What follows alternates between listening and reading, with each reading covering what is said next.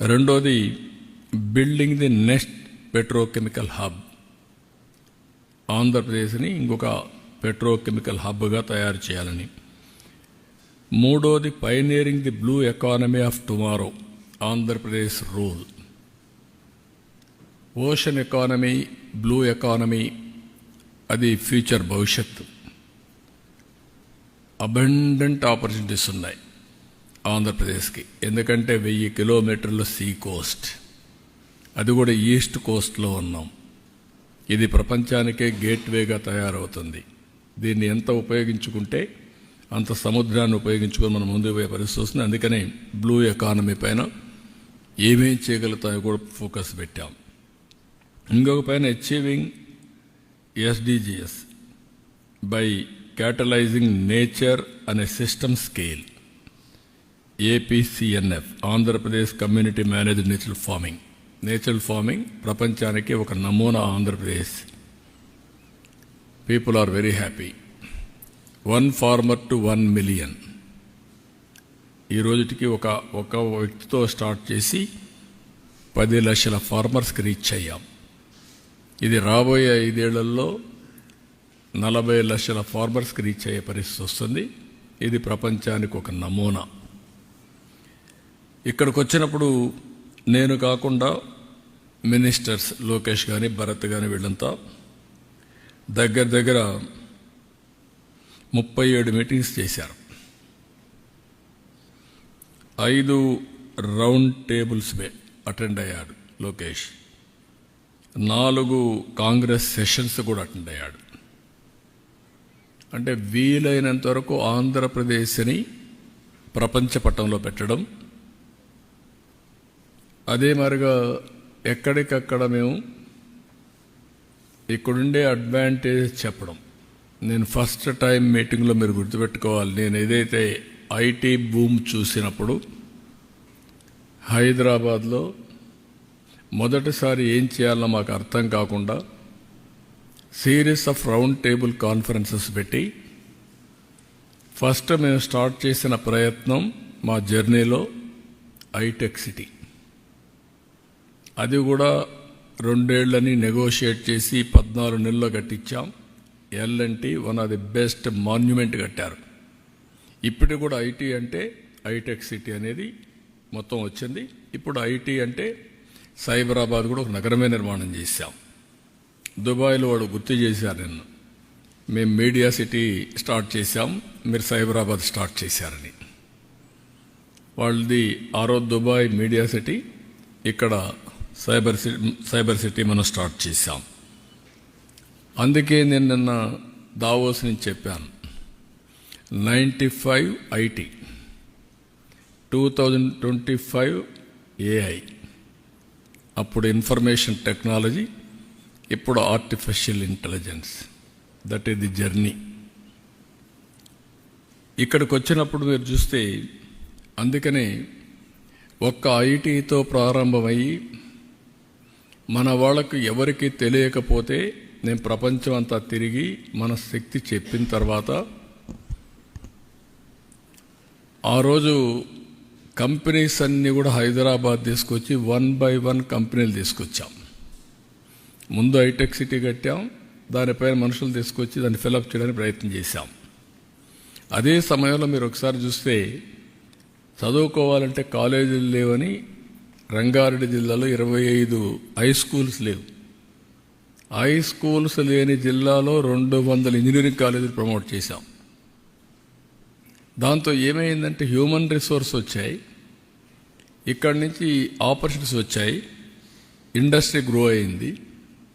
అదే సమయంలో ఆ రోజు ఇంగ్లీష్ కూడా మన పిల్లలకు సరిగా రాకపోతే ప్రొనౌన్సియేషన్ అర్థం చేసుకోవడం, అవతల మాట్లాడితే వీళ్ళు ఫాలో కాలేకపోతే ఐటీ చేస్తూనే ఇంగ్లీష్ కూడా టీచ్ చేశాం. లండన్ నుంచి లెక్చరర్స్ తెప్పించి ఇంగ్లీష్ ప్రొనౌన్సియేషన్ ఇవన్నీ కూడా చేయించాం. అక్కడి నుంచి స్టార్ట్ చేశాం. ఈరోజు నేను గర్వంగా చెప్పగలుగుతున్నా, ఆ రోజు చేసింది జాబ్ వర్క్. 95 నుంచి మన వాళ్ళు బిగిన్ చేసింది జాబ్ వర్క్. అంటే అమెరికాలో డే టైం డాక్టర్స్ ప్రాక్టీస్ చేస్తే మనకు వాళ్ళకు రాత్రి, మనకు డే టైం, వీళ్ళు కూర్చొని వాళ్ళు పంపించిందంతా టైప్ చేసి కంప్యూటర్లో యాడ్ చేసి పెడితే నెక్స్ట్ డే మార్నింగ్ నుంచి వర్క్ స్టార్ట్ చేశారు. ఇప్పుడు ఆర్టిఫిషియల్ ఇంటెలిజెన్స్ ఆ వర్క్ కూడా అవసరం లేదు. ఏఐకి చెప్పేసి అది చేసేస్తుంది. మీ వాయిస్ అంతా కన్వర్ట్ చేసి టెక్స్ట్ పెట్టేసే పరిస్థితికి వచ్చాం. అక్కడి నుంచి స్టార్ట్ చేశారు. అక్కడి నుంచి స్టార్ట్ చేసిన వాళ్ళు నేను చాలాసార్లు చెప్పేవాడిని, నువ్వు ఉద్యోగం అడగడం కాదు, నువ్వు ఉద్యోగం ఇచ్చే పరిసరాలు. జాబ్ సీకర్ కాదు, జాబ్ ప్రొవైడర్ అని. నేను జురిక్ వెళ్ళినప్పుడు మొత్తం 500 మంది 12 కంట్రీస్ నుంచి వచ్చారు. 600 మంది వచ్చారు. వాళ్ళు ఎంత జుబిలియంట్గా ఉన్నారంటే దగ్గర 25% to 30% అందులో ఆంటర్‌ప్రెన్యూర్స్ ఉన్నారు. ఐటీలో వెళ్ళారు, ఉద్యోగాలు చేశారు. సెక్యూరిటీ కోసం ఒకరు వైఫ్ అండ్ హస్బెండ్ ఉంటే ఒకరు ఉద్యోగం చేస్తూ ఒకరు కంపెనీ పెట్టారు. ఆ విధంగా ట్రాన్స్ఫర్మేషన్లో వెళ్ళారు. ఈరోజు 25% యూరోప్లో ఉండే పరిస్థితి వచ్చారంటే అమెరికాలో highest per capital income Indians, 30-35% Telugu వాళ్ళు. అమెరికాలో ఉండే అమెరికన్స్ ఆదాయం తలసరి ఆదాయం $60,000. ఇండియన్స్ అమెరికాలో ఉండే వాళ్ళ ఆదాయం $1,20,000. 12వ భాష అమెరికాలో తెలుగు. అంటే ఇవన్నీ ఏదో డికేడ్స్ సెంచురీస్ కాదు, 25 సంవత్సరాల చరిత్ర, మ్యాక్సిమం 30. ప్రారంభమైనప్పుడు టేకాఫ్ కాలేదు. 95లో ప్రారంభించాం. 2025 నాటి పరిస్థితి. ఈరోజు మొత్తం నేను చూస్తే 100 దేశాల్లో తెలుగు వాళ్ళు ఉన్నారు. నేను అన్నాను, ఇంకా రాబోయే 5 ఏళ్లలో ప్రపంచంలో ఎన్ని దేశాలుంటే అది డెమోక్రటిక్ దేశాలు కావచ్చు, కమ్యూనిస్ట్ దేశాలు కావచ్చు, లేకుంటే రాజులు ఉండే కింగ్డమ్స్ కావచ్చు, అన్ని దేశాల్లో వీళ్ళు ఉంటారు. ఆ పరిస్థితికి వచ్చారంటే అది ఆ రోజు వచ్చిన విజన్. అందుకే ఈరోజు కొత్తగా ఇంకొకటి స్టార్ట్ చేశాను సిఐతో కలిసి. GLC, global leadership centre. Global leadership centre వీళ్ళందరికీ సిఐఐ, ఐఎండి కూడా ముందుకు వచ్చారు.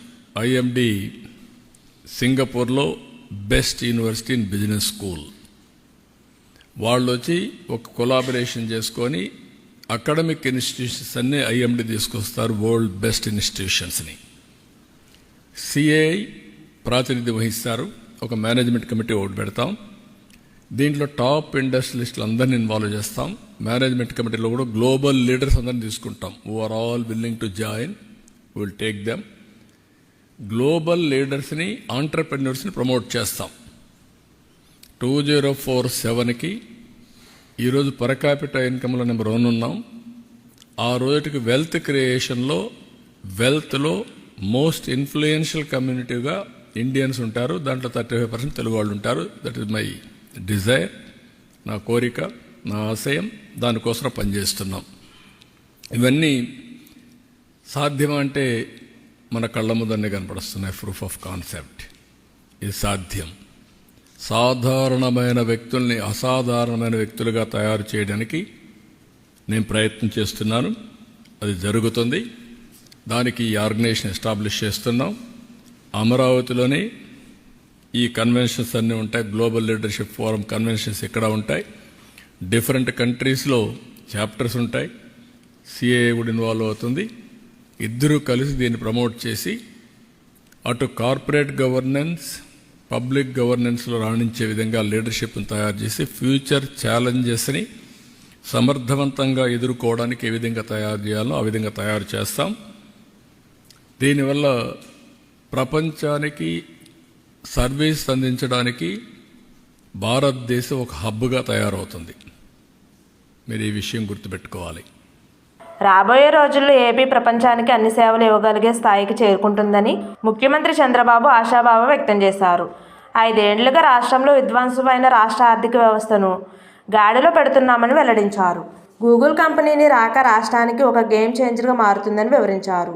4 రోజుల పాటు దావోస్లో జరిగిన పెట్టుబడుల సదస్సులో పాల్గొని రాష్ట్రానికి తిరిగి వచ్చిన సందర్భంగా శనివారం ఈ వివరాలు పెట్టుబడిదారులతో చేసుకున్న ఒప్పందాలను మీడియా సమావేశంలో వెల్లడించారు. దావోస్ అనేది కార్పొరేట్ కంపెనీలు, వివిధ దేశాల ప్రతినిధులు వచ్చే కేంద్రమని, అందరినీ ఒకే చోట కలుసుకుని ప్రపంచంలో వచ్చే ఆధునిక ఆలోచనలు, ట్రెండ్స్ తెలుసుకునే అవకాశం ఉంటుందని పేర్కొన్నారు. 1997 నుంచి ప్రతిసారి తాను దావోస్కు వెళ్తున్నానని వెల్లడించారు. ఈసారి దావోస్లో జరిగిన సమావేశంలో ఏపీలో green energy, green hydrogen, AI అనే అంశాలను వివరించామని అన్నారు. అనేక మల్టీనేషనల్ కంపెనీ రాష్ట్రంలో పెట్టుబడులు పెట్టేందుకు ముందుకొచ్చాయని వివరించారు. కేంద్రం కూడా రాష్ట్ర అభివృద్ధికి సహకారం అందిస్తుందని అన్నారు.